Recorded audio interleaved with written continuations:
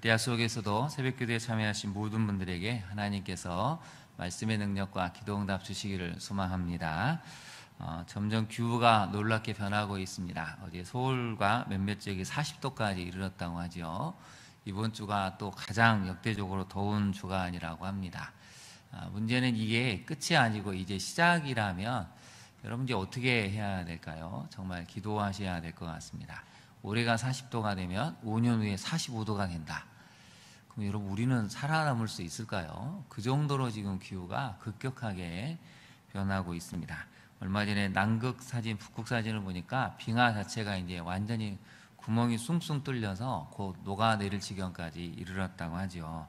더 늦기 전에 우리가 정말 깨어서 기도해야 되고 하나님 앞에 엎드려서 미래의 세대를 위한 준비를 해야 될 때인 것 같습니다. 이사야서 말씀이 계속해서 구원에 대한 말씀을 들려주고 있죠. 51장도 바벨론 포로에 끌려가 있던 백성들을 향한 말씀입니다. 여러분, 포로로 끌려갔으면, 나라가 완전히 망했으면 할 수 있는 게 아무것도 없습니다. 요즘식으로 표현하면 나라가 망해버리면 비행기를 탈 수도 없죠. 외국으로 갈 수도 없습니다. 자신의 국적을 증명해 낼 길이 없습니다. 오도 가도 못하는 신세가 되죠. 지금 남유다 이스라엘 백성들이 딱 이런 상황에 처해 있습니다. 아무리 노력해도 이 포로와 노예 생활에서 벗어날 수 없습니다. 하나님은 왜 이렇게 끔찍한 나라의 멸망을 우리를 포로로 끌려가게 하시는지를 고민하고 아파하는 질문하는 사람들이고 하나님이 들려주시는 말씀이 있습니다. 1절과 2절을 한번 볼까요? 1절과 2절을 보시면 생각하여 보라 라고 나옵니다. 생각해 봐라. 가장 치열하게 고민하고 처절하게 씨름하는 그 시간이 있었죠. 왜 우리는 이렇게 되었지? 정말 고민하고 아파하는 그 시간에 하나님은 더 생각해 보라는 것입니다. 근데 여러분, 생각해 보라 할 때 무엇을 생각해야 될까요? 어떤 방향성에 대해서 생각해야 됩니까? 이 포로로 끌려간 백성들 입장에서 고민하고 있을 때 하나님이 방향성을 알려주시는데요. 1절을 보시면 유를 따르며 여호와를 찾아 구하는 너희는, 여러분 놀랍죠? 포로로 끌려갔습니다. 하나님이 해주신 게 없는 것 같아서 우리를 오히려 절망의 구덩이에 넘겨버리신 하나님 앞에서 우리는 저항하고 정말 하나님 이럴 수 있습니까? 대들 수 있는데, 놀랍게도 그 속에서도 의를 따랐다는 것이죠. 하나님이 원하시는 공의와 정의를 따르고 여호와를 찾아 구하는 사람들이 있었다는 것입니다. 7절로 가볼까요? 7절로 가보시면 의를 아는 자들아, 마음에 내 율법이 있는 백성들아. 놀랍죠? 거기다 한번 동그라미를 쳐보실까요? 있는이라는 단어가 있습니다. 있는, 마음에. 그 포로로 끌려간 백성들 중에도 그래도 의를 아는 사람들, 하나님의 공의와 정의를 아는 사람들, 마음에 말씀이 있는 백성들이라는 것이죠. 우리 마음에 무엇이 있습니까? 우리 마음에 말씀이 있는 백성들이 오늘 1절과 7절 같은 사람들인데, 이 사람들이 하나님의 말씀을 하십니다. 너희는 내게 들을지로다. 너희를 떠낸 반석, 너희를 파낸 우묵한 구덩이가 무엇인지를 생각해 보라 그랬죠. 여기서 말하는 반석과 우묵한 구덩이는 상징적으로 두 사람을 이야기합니다. 떠낸 반석은 아브라함을 이야기하고 우묵한 구덩이는 사라를 이야기합니다. 그래서 2절을 한번 볼까요? 너희의 조상 아브라함과 너희를 낳은 사라를 생각해 보라는 것이죠. 이 두 사람이 길을 떠났을 때 온 세상에서 딱 이 두 사람을 하나님이 불러내셨죠. 그래서 그럼 2절에 이런 표현이 나옵니다. 아브라함이 혼자 있을 때. 이 얘기는 뭐냐면 그 가정만 유일하게 하나님의 음성을 들을 수 있었다는 것이죠. 그래서 아브라함이 혼자 있을 때에 내가 그를 불렀다, 그에게 복을 주었다, 그리고 어떻게 했다고 말씀하십니까? 창성하게 했다는 것이죠. 거기다 한번 동그라미를 쳐보실까요? 혼자라는 단어가 있습니다. 여러분, 하나님은 먼저 한 사람을 불러내십니다. 근데 그 한 사람이 시간이 지나니까 어떤 일을 하게 되는 거죠? 복을 받게 되죠. 창성하게 됩니다. 근데 3절을 한번 볼까요? 시온의 모든 황폐한 곳을 이루합니다. 사막을 에덴 같게, 그 광야를 여호와의 동산 같게 하시는데, 이 한 사람을 통해서 하나님이 어떠한 놀라운 일을 하게 하시냐면, 이 3절 마지막을 한번 볼까요? 네 가지 소리가 나오죠. 기뻐함의 소리, 즐거움의 소리, 감사함의 소리, 창화하는, 서로 노래하면서 소리를 지르는, 환호하는 소리, 네 가지가 있게 된다고 말씀하십니다. 그래서 저는 항상 이 3절 말씀이 항상 저에게는 기도의 제목이 되고 기도해야 하는 내용이 됩니다. 여러분, 우리가 인생을 살아갈 때 하나님이 어떤 소리를 듣게 하기를 원하십니까? 기뻐하는 소리죠. 즐거워하는 소리고 감사하는 소리고, 하나님을 마음껏 찬양해서 온 백성들이 이렇게 모여서 하나님 앞에 소리를 높여서 부르짖는, 기뻐하는, 찬양하는 소리가 아니겠습니까? 우리 세대와 우리 자녀 세대에게 주시고자 하는 하나님의 마음이 바로 이것이라고 오늘 성경은 알려주고 있는 것입니다. 근데 이 모든 일은 사실 누구를 통해서부터 시작됐습니까? 아브라함 혼자 있을 때 한 사람을 통해서 시작이 됐다는 것입니다. 그러니 이 새벽에 나오신 우리 성도님들, 나 한 사람을 하나님이 먼저 부르셨습니다. 그리고 복을 주시죠. 창성하게 하십니다. 때는 실수하고 실패할 수 있고 주저앉을 수 있지만 결국에 나 한 사람을 통해서 하나님이 위대한 민족을 탄생케 하시고, 3절 마지막에 나온 그것이 황폐한 곳이 됐을지라도, 광야와 같은 사막과 같은 곳이 됐을지라도 이 네 가지 소리를 들려주시게 하는 놀라운 일을 하신다는 것이죠. 그래서 하나님이 생각하라는 것입니다. 생각해봐라. 아브라함이 처음 부름을 받았을 때 세상 모든 사람이 비웃지 않았느냐.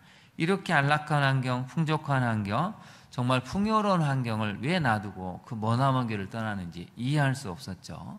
떠나도 자식 한 명 없이 25년 동안 자식이 없다가 딱 한 명을 낳고 아브라함도 사라도 세상을 떠났습니다. 근데 또 이삭 한 사람을 통해서 하나님이 놀라운 일들을 하기 시작을 하시죠. 그게 하나님의 역사라는 것입니다. 그러니 여러분, 우리 한 사람이 믿음을 가지고 지켜내는 것은 그만큼 중요하다는 것입니다. 지금은 눈에 보이지 않고 지금은 알 수 없지만 나 한 사람이 갖고 있는 이 하나님을 향한 믿음은 마침내 상승한 데까지 이르게 된다는 것이죠. 그래서 첫 번째 메시지를 살펴볼까요? 절망의 상황 속에서도 하나님이 행하신 이 시작과 결말을 생각하고 의를 행하는 사람이 구원과 회복을 경험한다는 것입니다. 그러니 여러분, 힘들고 절망스러울 때, 낙심되고 우울할 때 성경의 말씀을 생각해 봐야 됩니다. 그렇지, 아브라함도 이삭도 야곱도 성경의 인물, 수많은 인물들이, 욥도 다 그 고난의 과정에서 믿음을 붙들었더니 마침내 구원이 이루어지고 회복이 일어났다면 우리도 얼마든지 이러한 놀라운 일을 경험할 수 있겠구나, 이걸 생각해 보라는 것이죠. 근데 너무나 많은 그리스도인들이 잘 생각하는 걸 좀 싫어하는 것 같습니다. 근데 여러분, 성경을 자주 묵상하시고 생각하면 그 가운데 생각의 힘, 묵상의 힘이 길러지고 하나님 우리를 향하신 뜻을 분별할 수 있는 놀라운 능력이 나타나게 됩니다. 적용을 한번 해볼까요? 첫 번째 적용점입니다. 낙심 중에도 하나님이 행하신 일을 생각하고 힘을 내어 다시 일어서고 있습니까?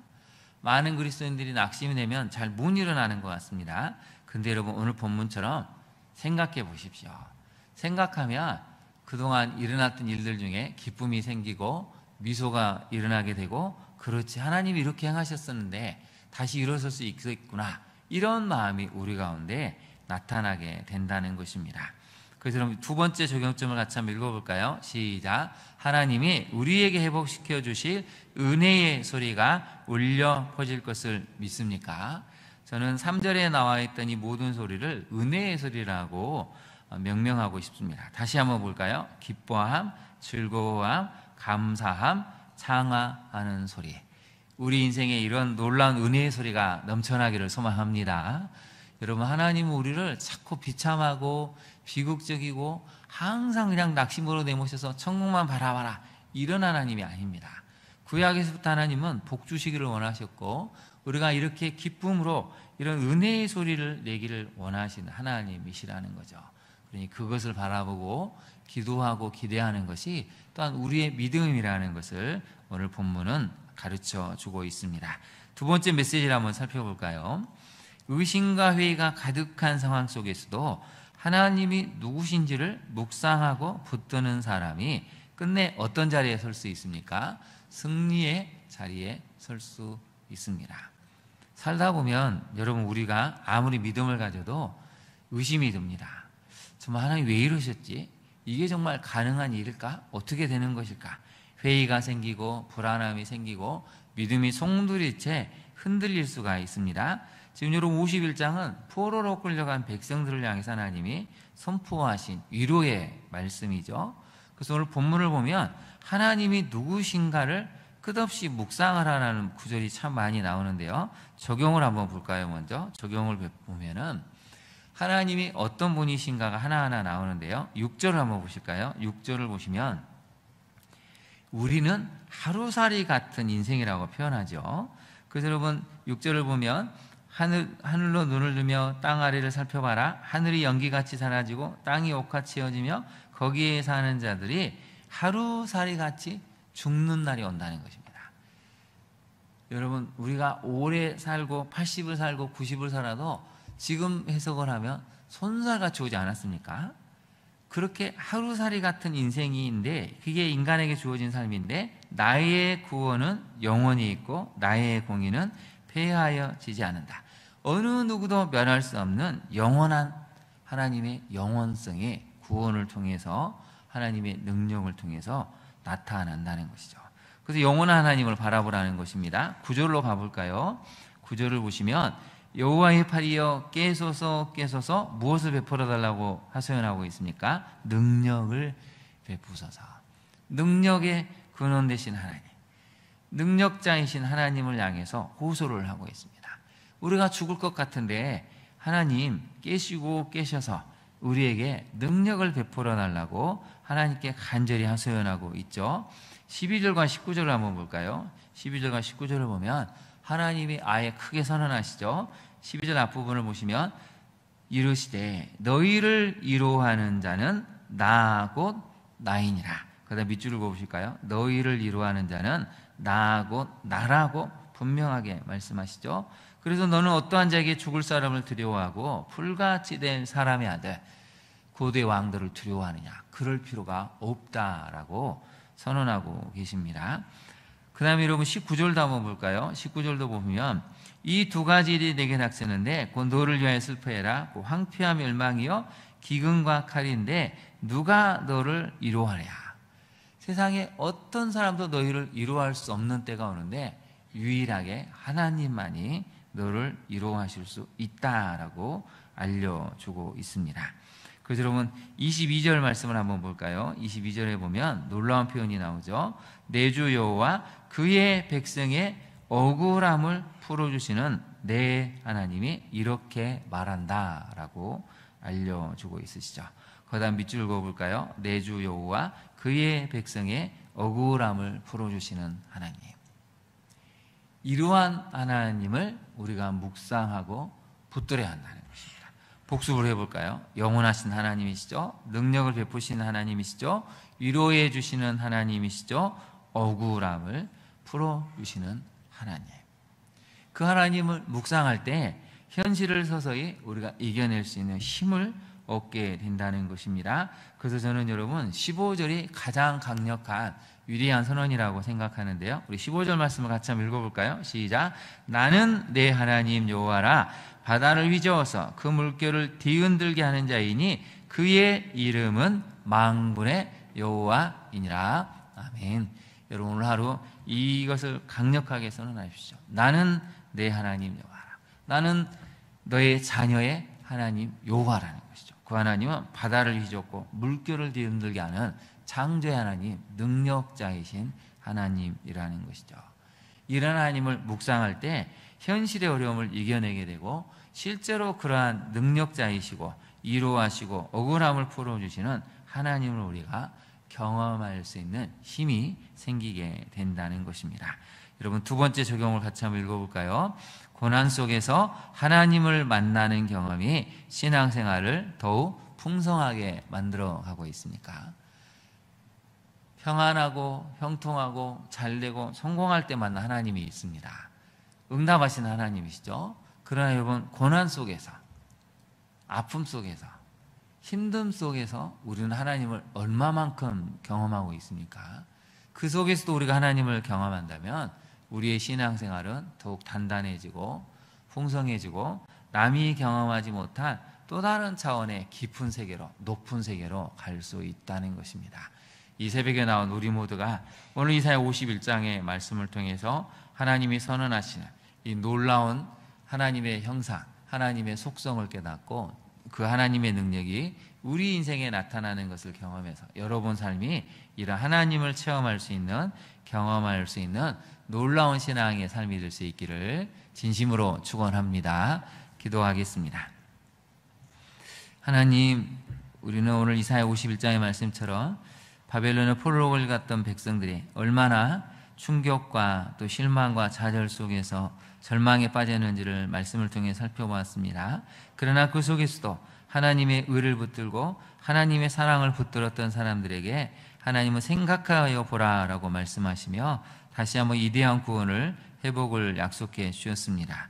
주님, 우리도 살다 보면 낙심되는 일이 있고 절망되는 일이 있고 마음이 우울해지는 일이 있습니다. 그럴 때마다 영원하신 하나님, 능력을 베푸시고 이루어 주시는 하나님, 우리의 억울함을 풀어주시는 만군의 하나님, 그분을 생각하고 묵상함으로 다시 한번 하나님을 경험하여 일어설 수 있는 우리 모두가 되게 하옵소서. 그 하나님을 만나서 기뻐함과 감사함과 즐거워함과 하나님을 소리 높여 찬양하는 그 소리, 그 은혜의 소리가 나와 우리 가정, 우리 교회와 한국교회에 차고 넘치는 은혜의 역사를 만들어가는 이 땅이 되게 하옵소서. 그렇게 하실 주님을 찬양하며 예수님 이름으로 기도합니다. 아멘. 하늘에 계신 우리 아버지, 아버지의 이름을 거룩하게 하시며 아버지의 나라가 오게 하시며 아버지의 뜻이 하늘에서와 같이 땅에서도 이루어지게 하소서. 오늘 우리에게 일용할 양식을 주시고 우리가 우리에게 잘못한 사람을 용서하여 준 것 같이 우리 죄를 용서하여 주시고 우리를 시험에 빠지지 않게 하시고 악에서 구하소서. 나라와 권능과 영광이 영원히 아버지의 것입니다. 아멘. 함께 기도하겠습니다. 오늘의 말씀을 생각하고 하나님을 생각하여 보는 우리가 될 수 있도록, 그래서 어떤 낙심되는 상황이 있을지라도 다시 한번 힘을 내서 일어설 수 있는 우리가 되게 해달라고 기도해야 되겠습니다. 오늘의 말씀처럼 억울함을 풀어주신 하나님, 이루하신 하나님, 능력을 베푸시고 영원하신 하나님을 늘 붙들어서 우리가 이런 고난 속에서도 하나님을 만나는 경험을 통해 우리의 신앙의 지경이 넓혀지게 해달라고 기도해야 되겠습니다.